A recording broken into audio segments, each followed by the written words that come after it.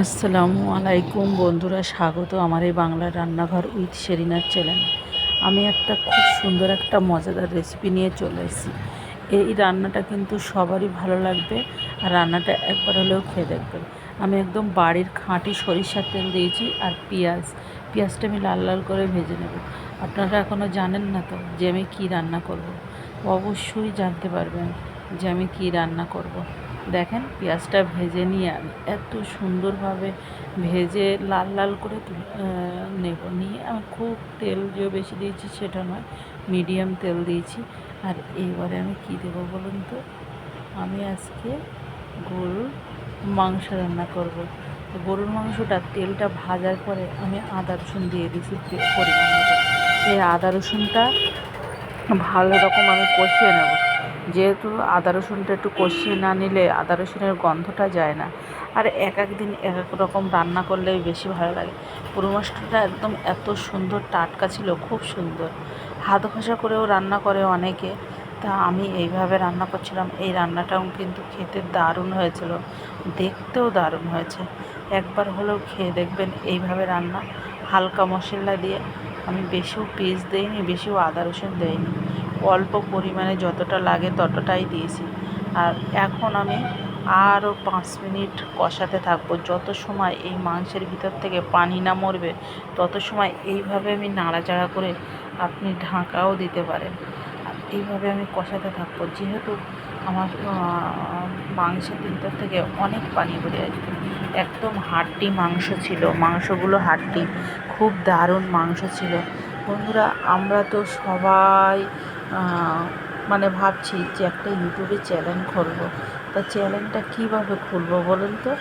একটা কী বলুন তো বন্ধুরা, আগে আমাদেরকে ভাবতে হবে যে আমরা ইউটিউব চ্যানেলটা ধৈর্য ধরে চালাতে পারবো। আমরা ভাবি যে আমরা যারা ইউটিউবার হয়তো খুব রাতারাতি আমরা ডেভেলপ হয়ে গেছি, কিন্তু না বন্ধু, রাতারাতি কেউ ডেভেলপ হয় না। আমাদেরকে ধৈর্য ধরে খুব ধৈর্য ধরতে হবে। মানে একটা সন্তান যেভাবে ধৈর্য ধরে মানুষ করতে হয়, ইউটিউব চ্যানেলটা ওরকম। খুব বেতাল সেতাল এক একজনা ভাইরাল হয়ে যায়, কিন্তু তা দেখেন 4 বছর 5 বছর পরে তারপরে তাদের ডেভেলপ হচ্ছে। তাদের এইভাবে ধৈর্য না ধরলে ইউটিউব চ্যানেল আপনি চালাতে যাবেন। আমার মাংসটা কষানো হয়ে গেছে প্রায়, মাংসটা দারুণ কষানো হয়ে গেছে। এবারে আপনারা কী বলবো, আমি লবণ দিয়ে নিয়েছি। এত সময় আমার মাংসের যে পানিটা ছিল ওই পানিটা মেরে নিয়েছিলাম। পানিটা মেরে নেওয়ার উদ্দেশ্য হচ্ছে তাহলে মাংসের গন্ধটা চলে যায়, অত বিশ্রী গন্ধ থাকে না। আর এবারে আমি লবণ হলুদ দিয়ে আরও নাড়াচাড়া করে নেবো, কষিয়ে নেবো। আর বাড়ির কোটা ঝাল দিয়েছি, আর একটু কাশ্মীরি লঙ্কাও দেবো। যেহেতু কালারটা না হলে দেখতে না ভালো হলে ভালো লাগে খেতে, একদমই খেতে ভালো লাগবে না। ওই জন্য আমাদেরকে দেখতে হবে, দেখতে সুন্দর হতে হবে। আর দেখেন, এই যে আমার ঝাল, কোটা ঝাল, আমরা একটু ঝাল বেশি খাই, খুব বেশি নয়, ঠিক এই ঝালটাই তো অতটা ঝাল হবে না, জাস্ট কালারটা সুন্দর আসবে। তা আমি আরও একটু কী দিলাম বলুন তো বন্ধুরা? মরিচ, গোলমরিচ। এই গোলমরিচটা দিলে কিন্তু একটা দারুণ স্বাদ নিয়ে আসে। আর যে মাংসটা আপনার ভালো হবে দেখবেন সেই মাংসটা একদম ঝোল গাঢ় হয় না, পাতলা মতন খুব সুন্দর তেলের ঝোল উঠে যাবে। আর মাংসটা খুব দারুণ ছিল। আর আমি তো বেশি গ্রেভি করবো না বলে বেশি পেঁয়াজ টেস্ট দিইনি, হালকা পাকে রান্না করব ওই জন্য।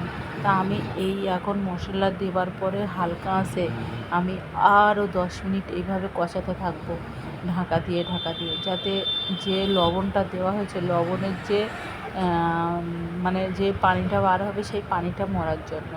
দেখেন আমার দারুণ কালার চলে এসছে, আর পানিটাও মরে যাচ্ছে। বারবার ঢাকা দিয়ে রান্না করতে হবে, ঢাকনাটা তুলে বারবার নাড়াচাড়া করতে হবে, তাহলে মাংসটা কেমন সুন্দর হয়েছে বোঝা যাবে। দেখেন শুধু দেখেন বন্ধুরা, সেই সুন্দর হয়েছে, খুব দারুণ দেখতে হয়েছে।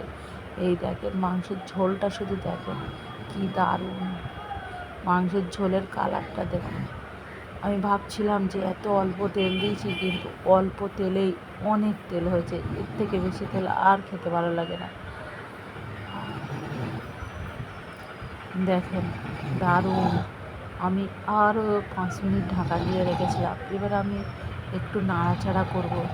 নাড়াচাড়া করে অল্প একটু পরিমাণে পানি দেবো কষানোর জন্য। যেহেতু পানি না দিলে কষানো তো হবে না।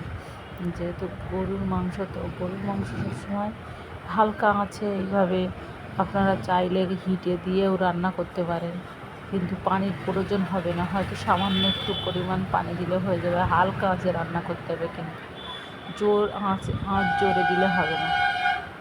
আর হাড্ডি বিরিয়ানির তো তুলনাই নেই। হাড্ডি বিরিয়ানি খেতে খুবই ভালো লাগে আমার। দেখুন কালারটা সেই জাস্ট এসে গেছে কালার দারুণ এসে গেছে বন্ধুরা। এইবারে আমি পানি দেবো। এবারে পানি দিয়ে আমি ঢাকা দেব। দেখেন,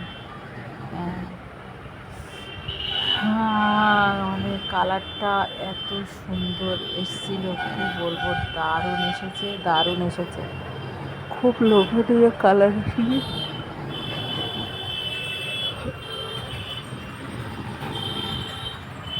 এই পানিটা দিয়ে আমি পানিটা মরা পর্যন্ত আমি ঢেকে রাখবো। এখন আমার 8 ঘন্টা ঢেকে রাখতে হবে হালকা আঁচে। 8 ঘন্টা পরে তারপরে আমি আবার আপনাদের কাছে ফিরে আসবো। দেখেন, মানে মাংসের কালারটা সেই এসেছে না? খুব দারুণ এসেছে না মাংসের কালারটা? বলুন, খুব সুন্দর এসেছে মাংসের কালারটা। আমাদের এখানে রাস্তার ধারে বাড়ি, তো এত পরিমাণে গাড়ি ঘোড়া চলে, কি বলবো, সব সময় হরেন দিচ্ছে।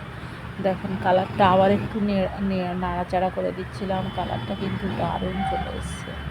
এইভাবে হালকা আঁচে আমি এখন কষাতে থাকবো। তারপরে চাইলে আপনি 5 মিনিট এই কুকারে দিয়ে একটা দুটো সিটি মেরে নিতে পারেন।